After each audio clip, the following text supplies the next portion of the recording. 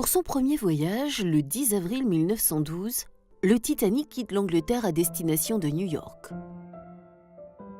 Il transporte 2200 personnes, dont 300 passagers en première classe, 300 en seconde et 700 en troisième. C'est le plus grand et le plus beau paquebot jamais encore construit. Long de 269 mètres, haut de 52 mètres, il est surmonté de 4 cheminées imposantes dont l'une est purement décorative.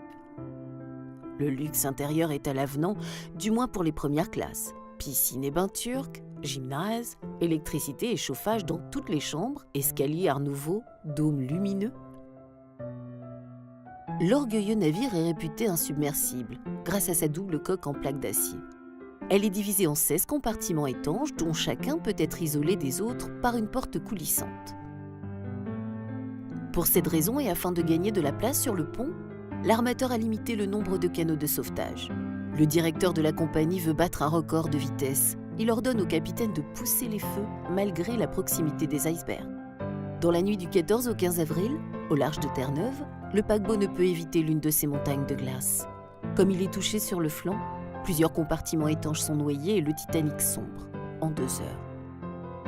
1500 personnes périssent dans les eaux glacées de l'océan Atlantique. 700 sont recueillis par un paquebot arrivé au milieu de la nuit. L'équipage et les passagers de 3e classe paient le plus lourd tribut. Le capitaine meurt à la barre. Le directeur de la compagnie va quant à lui survivre longtemps au naufrage. Après la catastrophe, on ne va plus parler de la technique dans les mêmes termes qu'auparavant. La Grande Guerre, 2 ans plus tard, va rabaisser l'orgueil des élites européennes. Sans doute est-ce en raison de cette dimension symbolique que le naufrage du Titanic a tant marqué les esprits. Il continue de hanter notre imaginaire.